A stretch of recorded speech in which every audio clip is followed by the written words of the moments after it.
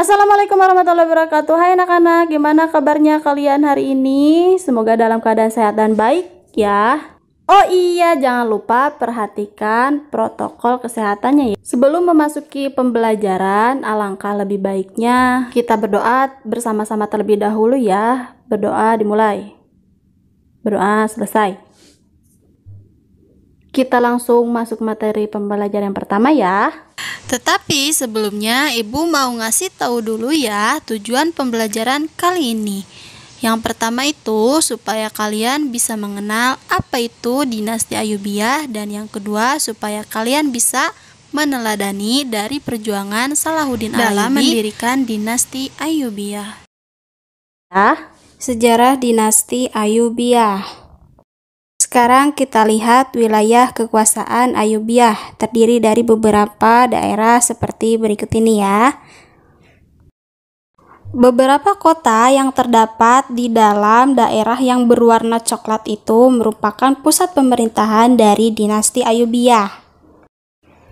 Sementara untuk beberapa daerah yang terdapat di luar berwarna coklat tersebut adalah wilayah kekuasaan dinasti Ayyubiyah.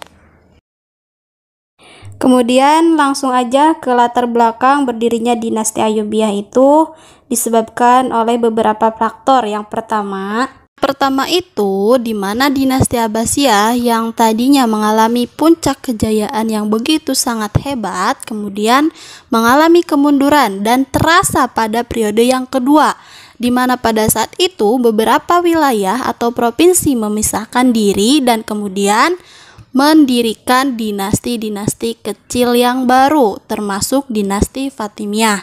Nah, dinasti Fatimiyah ini merupakan dinasti yang mempunyai faham Syiah yang kemudian nanti diperangi atau dikalahkan oleh Salahuddin Al-Ayyubi, di mana pada saat itu kemudian Salahuddin Al-Ayyubi mendirikan dinasti bernama dinasti Ayyubiyah. Nah, tadi kan sudah bermunculan tuh beberapa dinasti-dinasti kecil, tetapi dinasti Fatimiyah yang sudah disinggung oleh ibu sebelumnya itu tidak ada. Kok bisa sih? Jawabannya karena dinasti Fatimiyah itu muncul tepatnya setelah merebut kekuasaan dinasti Aghlabiyah di Tunisia pada tahun 800 sampai 909 Masehi.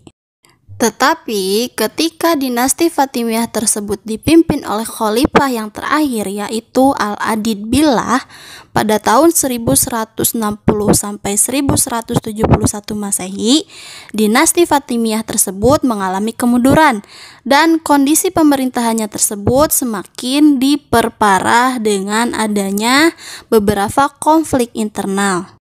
Ditambah lagi dengan penyerangan atau penyerbuan yang dilakukan oleh tentara salib ke daerah Mesir, juga adanya musim paceklik pada saat itu.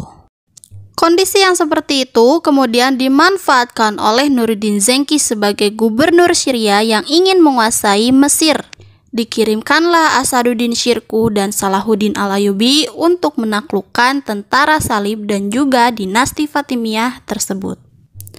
Proses yang dilakukan oleh Salahuddin Al-Ayyubi dengan Asaduddin Syirkuh tersebut ternyata tidak berjalan dengan mulus, karena seorang Perdana Menteri Daulah Fatimiyah yang bernama Syawar itu sudah melakukan persekongkolan dengan tentara salib.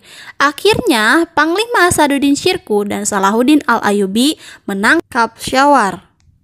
Lalu kedudukan Syawar kemudian digantikan oleh Asaduddin Syirkuh yang wafat setelah menjabat sebagai Perdana Menteri selama 2 bulan.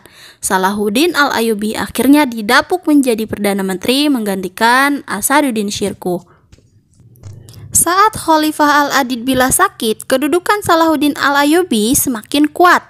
Salahuddin Al-Ayyubi mendapat dukungan penuh dari rakyat Mesir, apalagi Salahuddin Al-Ayyubi dan rakyat Mesir sama-sama memiliki faham Islam Sunni. Bertepatan dengan wafatnya Khalifah Al-Adid Billah tanggal 10 Muharram 1171 Masehi, Salahuddin Al-Ayyubi memproklamirkan berdirinya dinasti Ayyubiyah dan berakhirnya pemerintahan Daulah Fatimiyah.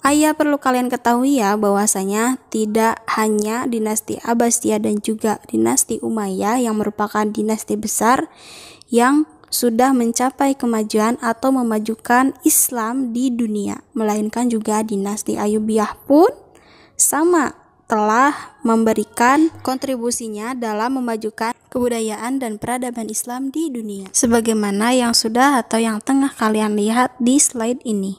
Dari mulai bidang pendidikan, bidang ekonomi, dan perdagangan pun dinasti Ayyubiyah sudah berhasil memajukannya. Tujuan pembelajaran kali ini ialah supaya kalian bisa mengenal bagaimana kemajuan-kemajuan di bidang pendidikan utamanya pada zamannya dinasti Ayyubiyah. Sehingga setelah itu kalian bisa meningkatkan semangat belajar kalian. Langsung kita bahas saja ya, mulai dari kemajuan di bidang pendidikan. Pemerintah Daulah Ayyubiyah telah berhasil menjadikan Damaskus sebagai kota pendidikan. Selain daripada itu, mereka juga mendirikan madrasah-madrasah sebagai sekolah pertama di Damaskus, yang kemudian nantinya difokuskan untuk pengembangan ilmu hadis. Damaskus, yap, betul sebagaimana yang tengah kalian lihat sekarang, bahwasanya Damaskus itu merupakan ibu kota Suriah, dan Damaskus juga menyimpan bukti yang menunjukkan jejak arsitektur dan pendidikan pada zaman dinasti Ayyubiyah. Kota Damaskus itu berada di negara Syria, sebagaimana yang kalian lihat sekarang ya, di dekat negara Yordania, Irak, dan juga Arab Saudi. Tadi ibu sudah menyinggung bahwasanya dinasti Ayyubiyah itu mendirikan madrasah-madrasah sebagai lembaga pendidikan. Nah, dan ibu akan lebih lanjut menjelaskannya di slide yang ini. Bahwasanya madrasah yang dibangun pada zamannya dinasti Ayyubiyah itu merupakan bagian yang tidak terpisahkan dari masjid atau sebagai sekolah masjid juga. Lembaga pendidikan madrasah secara formal itu menerima murid-murid dan mengikuti model madrasah yang dikembangkan pada masa Nizamiyah. Ada satu hal yang menarik pada zamannya dinasti Ayyubiyah dalam bidang pendidikan, yaitu rumah sakit juga selain daripada tempat untuk pengobatan digunakan sebagai tempat pendidikan atau sekolah kedokteran. Kita lanjut ya ke seni kaligrafi. Kalian juga harus tahu bahwasanya seni kaligrafi yang kalian kenal sekarang itu seperti seni kaligrafi gaya Kufi dan juga seni kaligrafi gaya Naskhi itu merupakan hasil pengembangan yang juga dilakukan pada zamannya dinasti Ayyubiyah. Sekarang di bagian bidang ekonomi dan perdagangan. Dalam hal perekonomian, pemerintahan Daulah Ayyubiyah bekerja sama dengan penguasa muslim di wilayah lain, yaitu dengan cara membangun perdagangan di kota-kota di Laut Tengah, Laut Hindia, dan juga menyempurnakan sistem perpajakan. Dan pada masa dinasti Ayyubiyah sudah ada mata uang yang terbuat dari emas. Selain itu juga ada mata uang yang dinamakan atau disebut sebagai fulus, sebagai mata uang dari tembaga yang dimulai pada masa pemerintahan Sultan Muhammad Al-Kamil Ibnu Al-Adil Al-Ayyubi. Hal terakhir di materi kemajuan dinasti Ayyubiyah bagian yang pertama itu adalah pada bidang industri, dinasti Ayyubiyah sudah mulai mengenal kemajuan dengan dibuatnya kincir oleh seorang Syria yang lebih canggih dibanding buatan orang barat.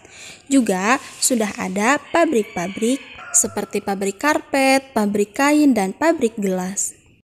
Supaya kalian bisa mengenal atau mengetahui pencapaian dinasti Ayyubiyah dalam bidang militer, kemudian sistem pertahanan, dan bidang pertanian. Pasukan militer pada masa Salahuddin Al-Ayyubi itu terkenal dengan ketangguhannya. Salahuddin Al-Ayyubi juga membangun istana pertahanan berupa tembok Qal'ah Jabal Sultan Salahuddin Al-Ayyubi. Oh iya, ada yang perlu kalian ketahui bahwasanya kekuatan militer dari dinasti Ayyubiyah itu berasal dari beberapa pasukan yang dimana pasukannya tersebut berasal dari daerah yang berbeda-beda, tetapi sangat terkenal dengan kekuatannya yang begitu hebat. Ya, sebagaimana yang kalian lihat di slide ini. Mereka berasal dari bangsa Afrika, Barbar, dan juga Turki. Benteng pertahanan Qal'atul Jabal. Benteng Qal'atul Jabal ialah benteng pertahanan dari serangan-serangan musuh. Terletak bersebelahan dengan Bukit Muqattam dan terbuat dari bahan batu. Ide pembuatan dari benteng ini berasal dari Salahuddin Al-Ayyubi itu sendiri. Dan dalam bentengnya itu sendiri terdapat beberapa pintu utama sebagai berikut ini. Kalian simak ya.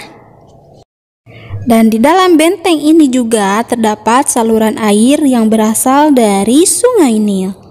Selain daripada itu juga, Qal'al Jabal mempunyai museum polis atau museum permata dan juga Mataf Al-Fan Al-Islami atau museum kesenian Islam yang terletak di bab pintu Khalq yang menyimpan ribuan barang yang melambangkan kesenian Islam. Nah, sekarang kita langsung beranjak ke bidang pertanian.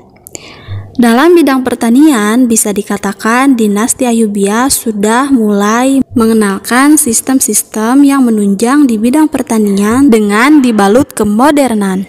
Ialah diantaranya yang pertama, sistem irigasi dan pembangunan waduk.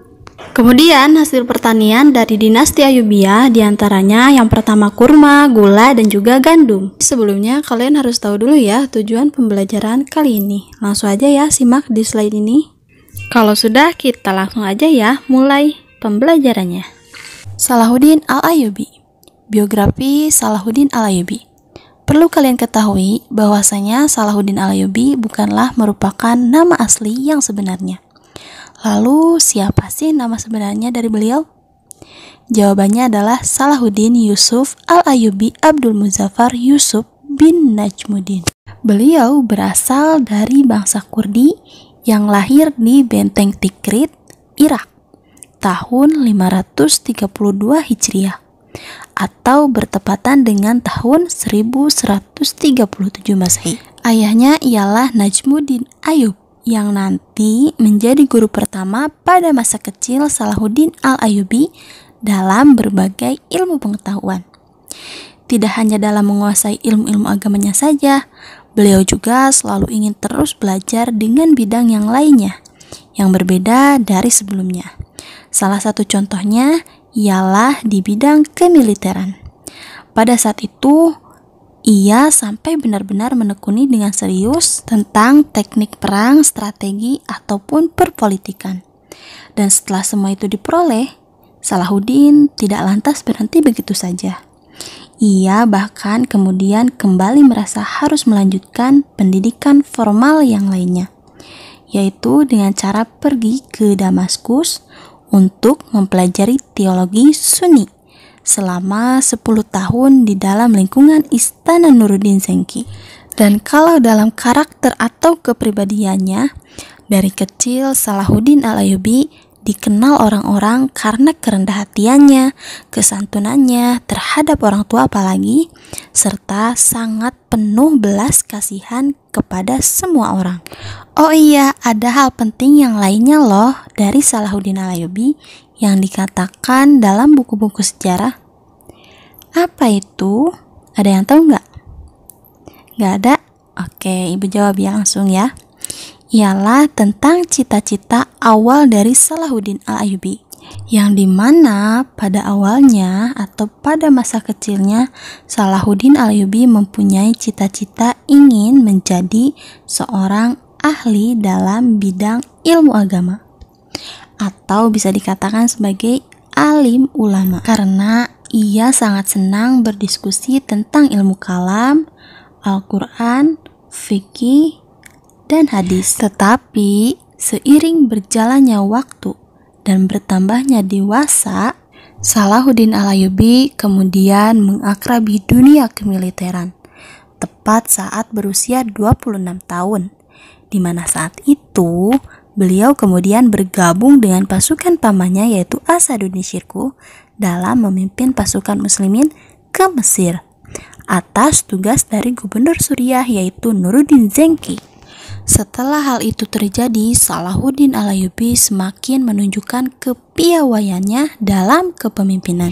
Ia lalu tumbuh menjadi seseorang yang mampu melakukan mobilisasi dan reorganisasi pasukan dan perekonomian di Mesir, terutama untuk menghadapi kemungkinan serbuan bala tentara salib. 3 tahun kemudian, ia menjadi penguasa Mesir dan Syria dan merevitalisasi ekonomi, reorganisasi militer, dan menaklukkan negara-negara muslim kecil untuk dipersatukan melawan pasukan salib. Dan impian bersatunya bangsa muslim tersebut kemudian tercapai pada bulan September 1174 Masehi. Setelah Salahuddin Al-Ayyubi berhasil menundukkan Daulah Fatimiyah di Mesir untuk patuh pada kekhalifahan Abbasiyah di Baghdad. Pada usia 45 tahun, Salahuddin kemudian tumbuh menjadi orang yang berpengaruh di dunia Islam. Karena selama kurun waktu 12 tahun, ia berhasil mempersatukan Mesopotamia, Mesir, Libya, Tunisia, wilayah barat Jazirah Arab, dan Yaman di bawah kekhalifahan Ayyubiyah. Dan pada tahun 1193 Masehi, dalam usia 57 tahun, Salahuddin kemudian wafat di Damaskus. Oke, sekarang kita lanjut ya ke kepemimpinan Salahuddin Al-Ayyubi. Salahuddin Al-Ayyubi merupakan salah seorang sultan yang memiliki kemampuan memimpin. Dibuktikan dengan caranya dalam memilih para wazir. Salahuddin mengangkat para pembantunya atau wazir dari orang yang cerdas dan juga terdidik. Di antaranya ialah adalah Al-Qadi Al-Fadil dan Al-Khatib Al-Isfahani. Sementara itu, sekretaris pribadinya bernama Bahruddin bin Shaddad, yang kemudian dikenal sebagai penulis biografinya.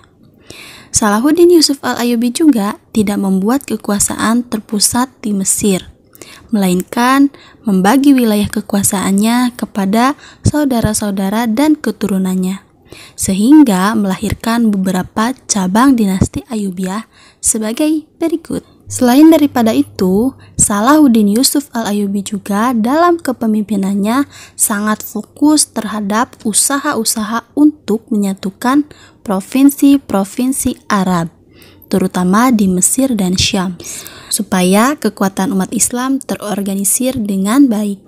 Kemudian selain daripada itu, dalam kegiatan perekonomian, Sultan Salahuddin Al-Ayyubi bekerja sama dengan penguasa muslim di wilayah lain dan menggalakkan perdagangan dengan kota-kota di Laut Tengah, Laut Hindia, dan juga menyempurnakan sistem perpajakan.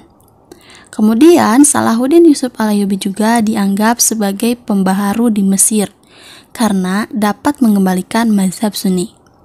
Untuk keberhasilannya, sampai-sampai Khalifah Al-Mustadi itu memberikan gelar kepada Sultan Yusuf Al-Ayyubi Al-Mu'izz li Amiril Mu'minin, yaitu penguasa yang mulia. Khalifah Al-Mustadi tidak sampai situ saja. Ia bahkan sampai memberikan wilayah-wilayah kekuasaan kepada Sultan Salahuddin, seperti wilayah Naubah, Yaman, Tripoli, Suriah, dan Maghrib. Sejak saat itulah atau bertepatan dengan tahun 1175 Masehi, Salahuddin Al-Ayyubi dianggap sebagai Sultanul Islam wal Muslimin, yaitu pemimpin umat Islam dan kaum muslimin. Oh iya, ada hal penting lainnya yang harus juga kalian ketahui, bahwasanya karakter kepemimpinan dari Sultan Salahuddin Al-Ayyubi itu sangat toleransi. Dibuktikan ketika ia menguasai Iskandaria, ia tetap mengunjungi orang-orang Kristen. Selain daripada itu, untuk menciptakan kedamaian, Sultan Salahuddin Al-Ayyubi bahkan sampai mengizinkan orang-orang non-muslim untuk berziarah ke Baitul Maqdis. Pembelajaran kali ini dia. Langsung aja ya, simak. Gimana? Paham? Oke, langsung aja ya, kita mulai materinya. Sultan Al-Adil Saifuddin. Biografi Sultan Al-Adil Saifuddin. Beliau sering dipanggil oleh orang-orang dengan sebutan Al-Adil. Nama lengkapnya ialah Al-Malik Al-Adil Saifuddin Abu Bakar bin Ayyub. Beliau merupakan putra dari Najmuddin Ayyub. Dan juga saudara muda dari Salahuddin Yusuf Al-Ayyubi. Ia menjadi penguasa keempat dinasti Ayyubiyah yang memerintah pada tahun 596 sampai 615 Hijriah atau 1200 sampai 1218 Masehi di Damaskus setelah menggantikan Al-Afdal yang gugur dalam peperangan. Sekarang kita lanjut ya dari biografi ke kepemimpinan. Gimana sih kepemimpinan dari Al-Adil? Ada yang tahu nggak? Oke, langsung aja ya, kita lanjut. Al-Adil merupakan seorang pemimpin pemerintahan yang berbakat, pengatur strategi, dan efektif. Dan sebelum menjadi pemimpin, beliau pernah menyumbangkan keberhasilan yang gemilang terhadap dinasti Ayyubiyah. Di antaranya adalah pada tahun 1169 Masehi, ia berhasil memadamkan pemberontakan orang-orang Kristen Koptik di Kift, Mesir. Dan yang kedua, pada tahun 1186 sampai 1195 Masehi, ia pergi kembali ke Mesir untuk memerangi pasukan salib. Yang ketiga, pada tahun 1192 sampai 1193 Masehi, ia menjadi gubernur di wilayah utara Mesir. Keempat, pada tahun 1193 Masehi, ia menghadapi pemberontakan Izzuddin Mosul. Dan setelah itu, kemudian beliau mengenali bidang perpolitikan. Ia lalu menjadi gubernur Syria di Damaskus. Dan tidak lama setelah itu, ia pun langsung diangkat menjadi sultan atau khalifah di Damaskus. Sekarang kita lanjut ya ke evaluasi. Coba Ibu Sultan Al-Kamil Muhammad.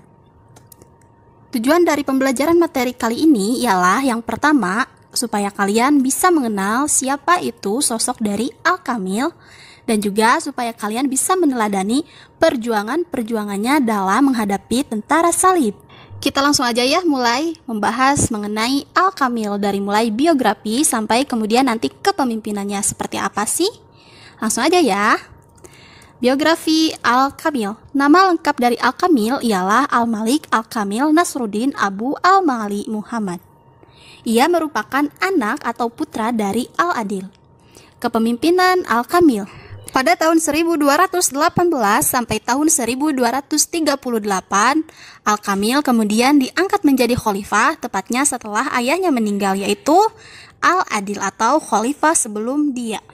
Dan kemudian Al-Kamil memulai kepemimpinannya dengan menghadapi pasukan salib yang tengah mengepung kota Dimyat atau Damietta yang bertepatan pada tahun 1218 Masehi. Harus kalian ketahui bahwasanya sebelumnya Al-Kamil sudah berhasil merebut kekuasaan di Yerusalem pada tahun 1187.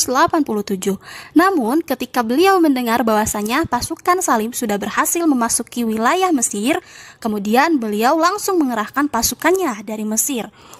Namun setelah pertempuran demi pertempuran berlangsung, beliau tidak berhasil menembus kepungan pasukan tentara salib terhadap Damietta.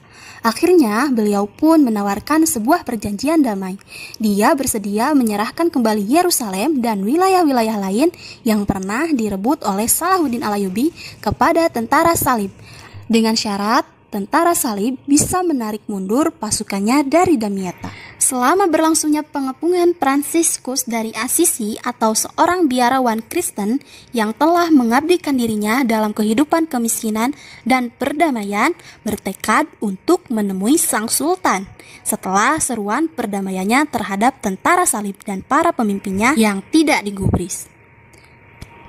Biarawan tersebut yang kelak dikenal sebagai Santo Fransiskus, salah satu santo paling kudus dalam Kristen, berharap untuk mengkristenkan sang sultan demi menghentikan peperangan lebih lanjut. Berseberangan dengan para panglima tentara salib dan bahkan kepausan yang bersikeras untuk terus melancarkan serangan, Fransiskus kemudian menemui Sultan Al-Kamil di perkemahannya. Dalam situasi perang dan pengepungan tersebut, sang sultan bisa saja langsung memenggal kepala Fransiskus atau menjadikan pendiri Ordo Fransiskan itu sandera untuk ditukar dengan kebebasan kota Damietta pada waktu itu. Pengikut Fransiskan sudah cukup banyak untuk menjadikan dirinya cukup diperhitungkan.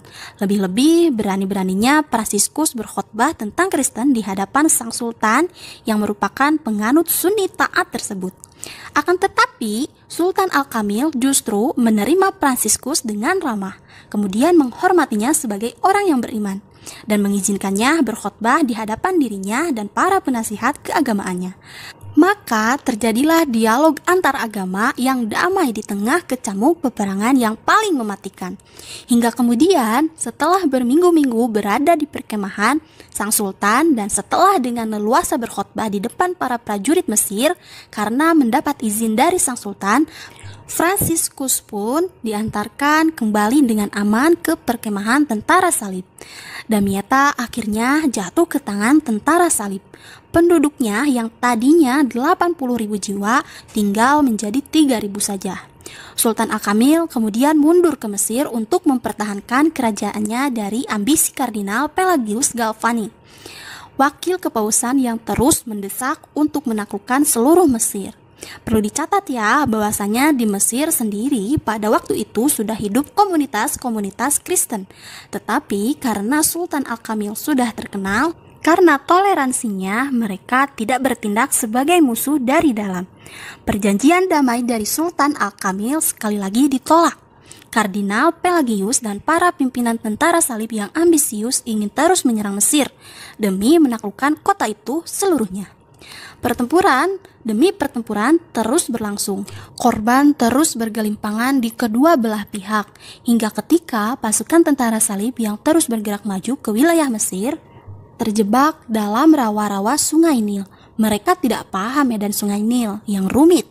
Oleh karena itu, pasukan Sultan Al-Kamil berhasil mengepung mereka dan memutus jalur pasokannya dari garnisun di Damietta. Sang sultan kini berada di atas angin, apalagi dengan datangnya pasukan bantuan dari wilayah kekuasaan adik-adiknya di Damaskus dan Jazirah. Tentara salib jelas kalah jumlah. Pada saat itu, Sultan Al-Kamil bisa saja membantai tentara salib yang sedang terjebak, hingga tak tersisa dan merebut kembali Damietta dengan pasukan barunya. Tetapi Al-Kamil lebih memilih perdamaian. Beliau tidak ingin mengorbankan nyawa rakyat dan para prajuritnya. Maka ketika pasukan Templar, Hospitalier, dan Ordo Militer lainnya mengibarkan bendera perdamaian, perundingan pun dilangsungkan. Bahkan Sultan bersedia memberikan makan puluhan ribu tentara salib yang telah dikepung selama berhari-hari. Perdamaian pun tercapailah pada tahun 1221. Damietta diserahkan kembali ke tangan Sultan Al-Kamil dengan balasan seluruh tentara salib dibiarkan selamat tanpa pembantaian. Dan kemudian dibiarkan bertanya-tanya sendiri tentang kebaikan Sultan Al-Kamil yang sebelumnya digambarkan di Eropa sebagai sosok yang kejam. Oh iya, sebelum itu atau tepatnya pada tahun 1219, Sultan Al-Kamil hampir kehilangan tahta karena konspirasi kaum Kristen Koptik.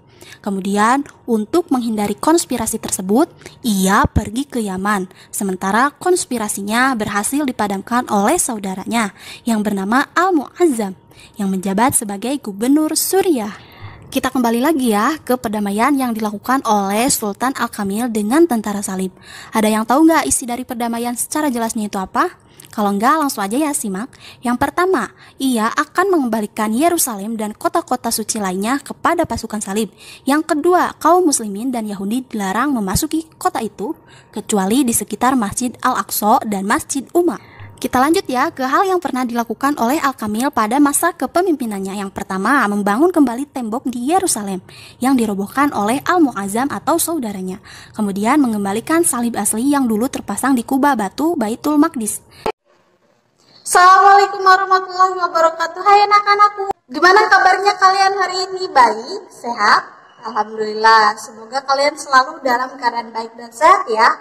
Oh iya, protokol kesehatannya gimana? Masih diperhatikan enggak? Ya gimana, masih? Ya masih? Oke, bagus ya. Pintar. Mulai dari apa? Mencuci tangan dan juga memakai masker. Oke, kita lanjut ya. dengan berdoa terlebih dahulu. Berdoa dimulai.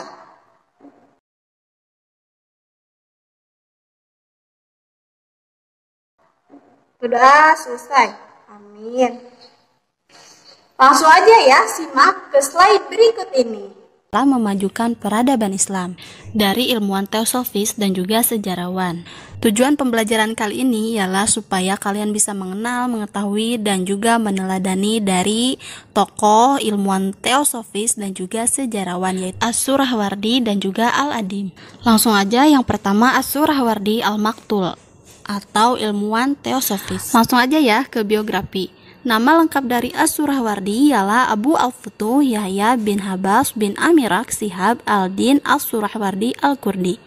Beliau lahir pada tahun 549 Hijriah atau 1153 Masehi di Surahward atau sebuah kampung di kawasan Jibal yang merupakan Iran Barat Laut dekat Zanjan.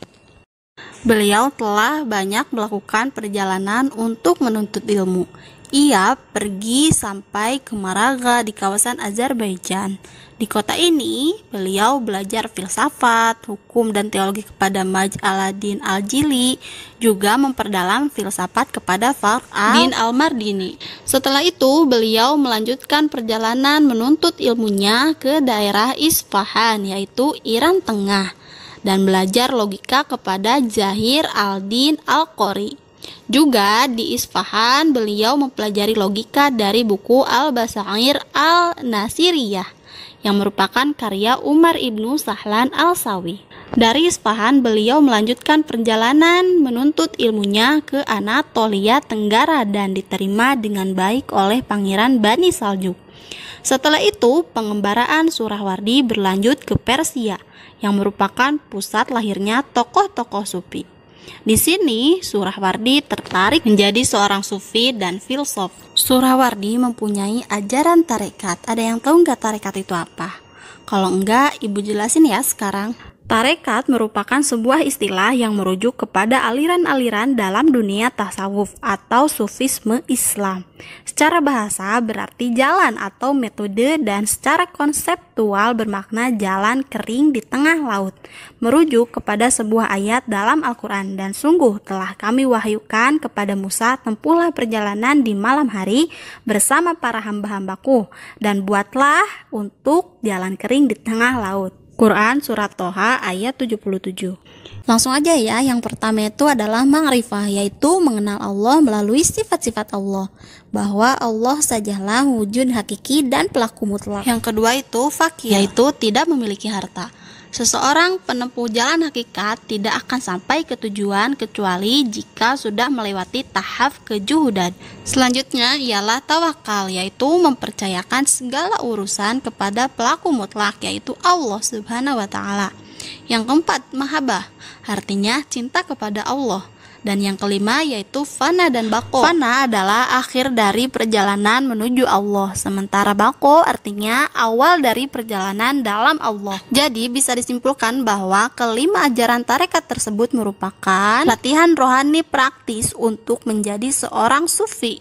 Kita lanjut ya ke pemikiran teosofis Surahwardi. Pemikiran teosofis Surahwardi disebut konsep cahaya atau iluminasi isroqiyah, yang lahir sebagai perpaduan antara rasio dan intuisi. Istilah isroqi sendiri sebagai simbol geografis yang mengandung makna timur sebagai dunia cahaya. Proses iluminasi cahaya-cahaya Surahwardi dapat diilustrasikan sebagai berikut. Dimulai dari Nur al-Anwar yang merupakan sumber dari segala cahaya yang ada. Ia maha sempurna, mandiri, esa, sehingga tidak ada satupun yang menyerupainya. Ia adalah Allah. Nur al-Anwar ini hanya memancarkan sebuah cahaya yang disebut Nur al-Aqrab. Selain Nur al-Aqrab, tidak ada lainnya yang muncul bersamaan dengan cahaya terdekat. Dari Nur al-Aqrab atau cahaya pertama muncul cahaya kedua, dari cahaya kedua muncul cahaya ketiga, dari cahaya ketiga timbul cahaya keempat, dan dari cahaya keempat timbul cahaya kelima. Begitu juga seterusnya hingga mencapai cahaya yang jumlahnya sangat banyak. Pada setiap tingkat penyinaran, setiap cahaya menerima pancaran langsung dari Nur al-Anwar. dan tiap-tiap cahaya dominator meneruskan cahayanya ke masing-masing cahaya yang berada di bawahnya. Sehingga setiap cahaya yang berada di bawah selalu menerima pancaran dari Nur al-Anwar secara langsung, dan pancaran dari semua cahaya yang berada di atasnya sejumlah pancaran yang dimiliki oleh cahaya tersebut. Dengan demikian, semakin bertambah ke bawah tingkat suatu cahaya, maka semakin banyak pula ia menerima pancaran. Dan inilah kemudian karya-karya dari Surawardi. Langsung aja ya, simak sendiri. Kita lanjut ya sekarang ke Ibnu al-Adim. Nama lengkap dari al-Adim ialah Kamaluddin Abu al-Qasim Umar bin Ahmad bin Haibatullah bin Abi Jarodah al-Aqil. Beliau berasal dari suku Bani Jarodah yang berimigrasi dari Basra ke Aleppo karena wabah penyakit. Karya-karya al-Adim diantaranya Zubdah al-Halab min Tarikh Halaba dan juga Bughya at-Thalib fi Tarikh Halaba. Halaba merupakan buku atau kitab mengenai sejarah Aleppo yang disusun secara alfabetik, terdiri dari 40 juz atau 10 jilid. Kemudian ketika tentara Mongol menguasai Halaba atau Aleppo pada tahun 658 Hijriah atau 1160 Masehi, al-Adim melarikan diri ke Kairo sampai kemudian beliau wafat di sana. Sejarah dinasti Mamluk. Tujuan pembelajaran kali ini ialah supaya kalian bisa mengetahui, mengenal, dan juga mengambil sisi positif dari berdirinya dinasti Mamluk atau Daulah Mamluk itu sendiri. Langsung aja ya, kalian simak materi pembelajaran kali ini dengan seksama. Kita mulai ya dari pengertian kata Mamluk. Mamluk merupakan kata tunggal dari bahasa Arab yang artinya seorang budak yang ditawan. Tahu nggak kalian bahwasanya sejak era Khalifah Abbasiyah atau tepatnya pada masa Khalifah Al-Ma'mun dan juga Al-Mu'tasim, kata Mamluk ini menjadi istilah yang digunakan untuk menyebutkan kelompok budak kulit putih. Dan pada masa itu atau pada masa Khilafah Abbasiyah, Mamluk atau budak-budak tersebut dibeli oleh para khalifah dan juga gubernur untuk membentuk kelompok pasukan militer khusus. Pasukan ini menjadikan mereka sebagai penopang untuk memperkuat pengaruh mereka. Seiring berjalannya waktu, para Mamluk menjadi satu-satunya perangkat militer di beberapa negara Islam, seperti dinasti Mamluk yang berdiri di Mesir dan Syam. Kala itu, para budak atau Mamluk tersebut dipasok dari kawasan Transaksonia. Nah, itu dia pengertian dan juga sejarah keberadaannya dari orang-orang Mamluk. Sampai sini gimana kalian? Sudah mengerti? Kalau sudah, kita lanjut ya ke sejarah berdirinya dinasti Mamluk. Bagaimana sih orang-orang Mamluk itu sendiri bisa sampai mendirikan sebuah dinasti yang nantinya mampu mengalahkan pasukan Mongol di Mesir? Langsung aja ya ke latar belakang berdirinya dinasti Mamluk. Kekuasaan Mamluk di Mesir dimulai ketika terjadinya perpecahan kekuasaan di kalangan anggota keluarga Salahuddin al-Ayyubi yang merupakan pendiri dinasti Ayyubiyah atau penguasa Mesir di kala itu. Ketika itu, Turansyah yang merupakan keturunan terakhir dari dinasti Ayyubiyah naik tahta menggantikan ayahnya, yaitu Al-Malik As-Salih.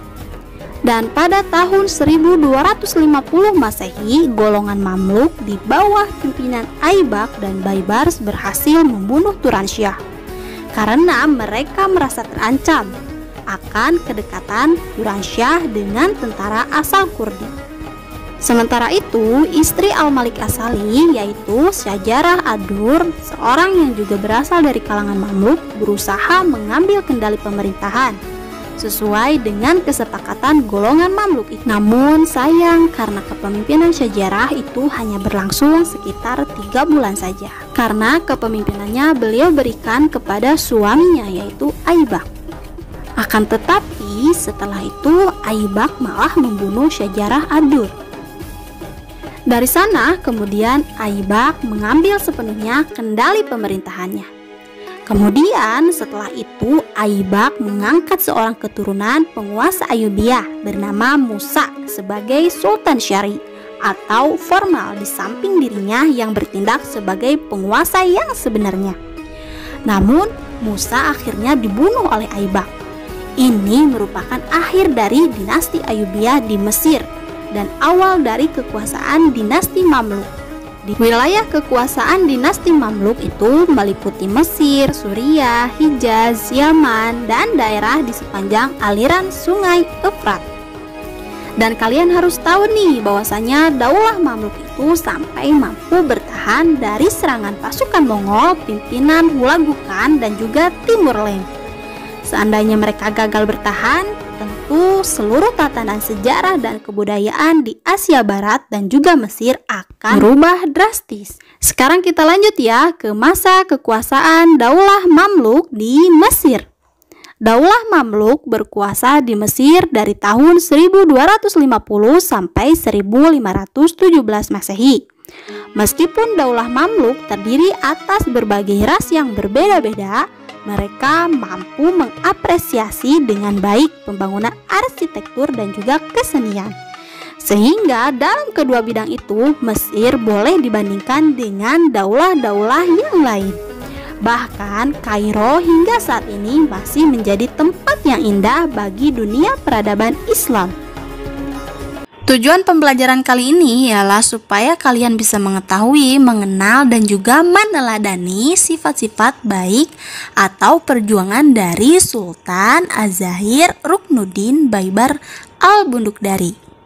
Penguasa terkenal Daulah Mamluk, Sultan Az-Zahir Ruknuddin Baibar Al-Bundukdari.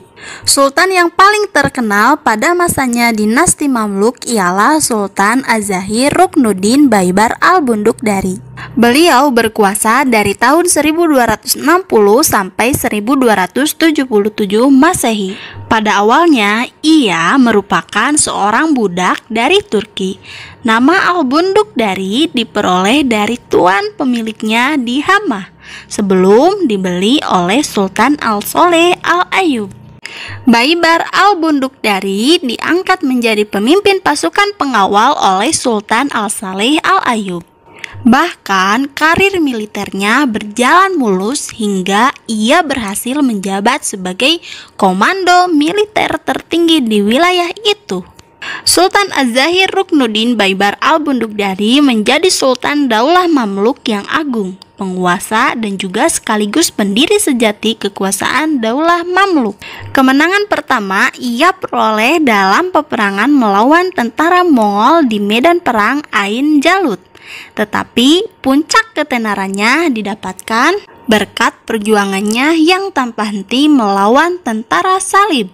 Sekarang kita lanjut ya ke keperwiraan Sultan Az-Zahir Ruknuddin Baibar Al-Bundukdari. Kapasitas Sultan Baibar Al-Bundukdari lebih dari sekedar pemimpin militer. Ia tidak hanya berhasil mengorganisasi angkatan perangnya, membangun kembali angkatan laut, dan juga memperkuat benteng Suriah. Tetapi ia juga menggali sejumlah kanal, memperbaiki pelabuhan, serta menghubungkan Kairo dan Damaskus dengan layanan burung pos yang hanya membutuhkan waktu 4 hari saja. Sementara itu, terminal-terminal kuda juga didirikan di setiap pos pemberhentian yang siap mengangkut kapanpun. Daulah Mamluk juga memiliki pelayanan merpati pos. Berkat mereka, Mesir memiliki daftar burung berkualitas baik untuk memenuhi pelayanan itu, yang asalnya dikembangkan pada periode Fatimiyah. Kualitas-kualitas burung itu didata dalam sebuah daftar khusus. Sultan Baibar Al-Bundukdari juga membangun banyak fasilitas umum, seperti mempercantik masjid, menetapkan pajak untuk negara, zakat, dan sedekah. Oh iya, satu yang terakhir nih buat kalian semua yang harus juga diketahui, bahwasanya ada beberapa monumen arsitektur yang masih berkembang hingga saat ini. Ialah bangunan masjid di Kairo dan juga di Damaskus yang awalnya dibangun pada tahun 1269 Masehi. Tujuan materi pembelajaran kali ini ialah supaya kalian bisa mengetahui dan juga mengenal perkembangan dinasti Mamluk dalam bidang ekonomi dan juga seni bangunan. Langsung aja ya, simak. Kemajuan peradaban Islam Daulah Mamluk. Mulai dari yang pertama ya, bidang ekonomi. Dalam bidang ekonomi, Daulah Mamluk membuka hubungan dagang dengan Prancis dan juga Italia melalui perluasan jalur perdagangan yang sudah dirintis oleh Daulah Fatimiyah sebelumnya di Mesir. Di samping itu, hasil pertanian juga meningkat. Keberhasilan dalam bidang ekonomi ini didukung jelas oleh pembangunan jaringan pengangkutan dan komunikasi antar kota, baik laut maupun darat. Keteguhan angkatan laut Daulah Mamluk sangat membantu pengembangan ekonominya. Selanjutnya ialah kemajuan di bidang seni bangunan. Daulah Mamluk juga banyak mengalami kemajuan di bidang seni bangunan. Sampai-sampai banyak sekali arsitek yang langsung dibawa ke Mesir untuk membangun sekolah-sekolah dan juga masjid-masjid yang indah. Bangunan-bangunan lain yang didirikan pada masa itu diantaranya adalah rumah sakit, museum, perpustakaan, villa-villa, kubah, dan juga menara masjid. Oh iya, ngomong-ngomong seni bangunan nih, kalian tahu nggak bahwasanya pada tahun 2018 ada 3 bangunan bersejarah peninggalan Daulah Mamluk yang dibuka kembali. Ketiga bangunan itu ialah yang pertama Bimaristan Al-Miyadi, yang kedua Tekeyet Al-Bustami, dan yang ketiga Gerbang Dar Ablaban. Langsung aja ya kita bahas dari mulai bangunan Bimaristan Al-Miyadi. Bimaristan Al-Miyadi dibangun oleh salah satu Sultan Mamluk, yaitu Circassian Al-Miyad Syekh Al-Mahmudi pada tahun 1418 sampai 1420 Masehi. Bimaristan adalah rumah sakit umum kedua yang masih tersisa dari periode setelah Sultan Mamluk Qalawun di Jalan Al-Mu'izz di Kairo, Islam.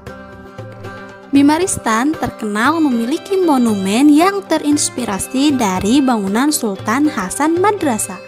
Rangka bangunannya merupakan khas Persia yang memiliki kap mukarnas atau hiasan stalaktit dan sebuah jendela dengan sepasang barisan tiang yang menampilkan seekor ular sebagai simbol penyembuhan.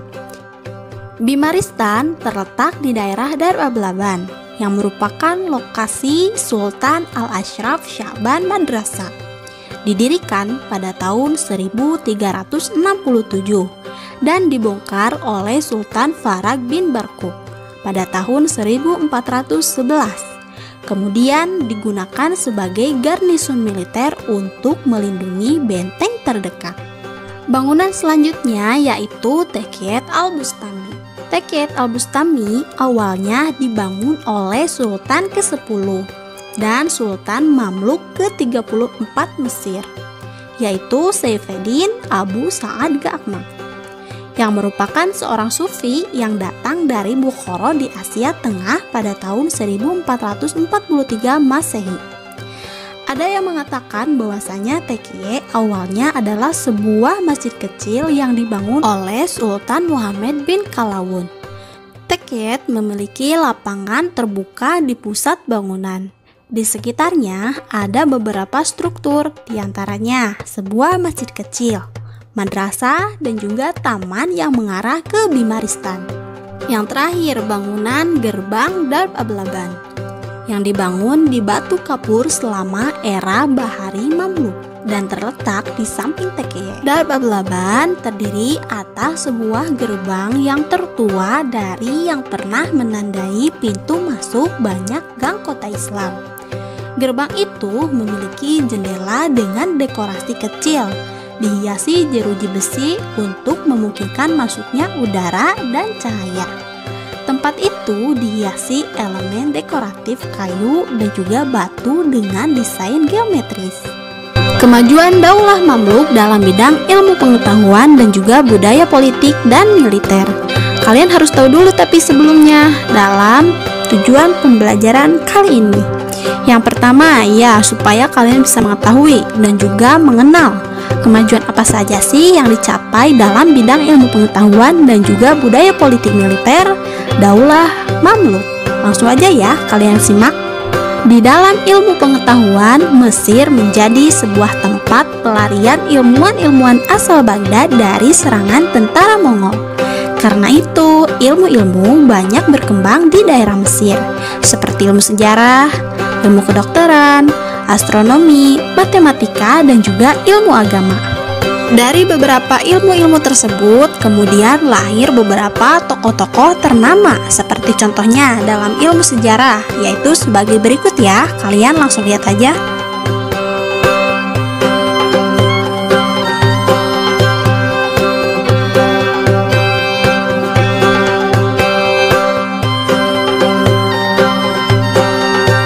Kemudian ada lagi nih tokoh-tokoh ternama yang lahir pada bidang astronomi seperti Nasir al-Din at-Tusi. Kemudian di bidang kedokteran ada Abu Hasan Ali al-Nafis. Sementara dalam bidang keagamaan yang paling tersohor itu adalah Ibnu Taimiyah al-Sayuti dan Ibnu Hajar al-Asqalani. Sekarang kita lanjut ya ke kemajuan Daulah Umayyah dalam bidang budaya, politik, dan juga militer. Daulah Mamluk membawa warna baru dalam sejarah politik Islam. Pemerintahan dinasti ini bersifat oligarki militer, kecuali dalam waktu yang singkat ketika Qalawun menerapkan pergantian sultan secara turun-temurun. Dalam sistem pemerintahan Daulah Umayyah, kedudukan amir menjadi sangat penting. Para amir berkompetensi dalam prestasi karena mereka merupakan kandidat sultan. Nah, dari sistem pemerintahan oligarki tersebut, maka kemudian banyak mendatangkan kemajuan di Mesir. Daulah Mamluk juga mempunyai pengaruh besar dalam bidang militer, karena pada masa ini para tentara yang dididik haruslah dengan tujuan untuk menjadi pasukan pendukung kebijaksanaan pemimpin. Sultan akan diangkat di antara pemimpin tentara yang terbaik, yang paling berprestasi dan mempunyai kemampuan untuk menghimpun kekuatan, walaupun mereka adalah pendatang di wilayah Mesir. Bahkan tetapi mereka berhasil menciptakan ikatan yang kuat berdasarkan daerah asal mereka. Pada bidang ilmu militer, Daulah Mamluk sampai-sampai berhasil mengeluarkan atau melahirkan sebuah karya buku tentang ilmu kemiliteran. Karena minat para penulis semakin terpacu dengan keinginan mereka untuk mempersembahkan sebuah karya kepada para sultan yang menjadi penguasa saat itu.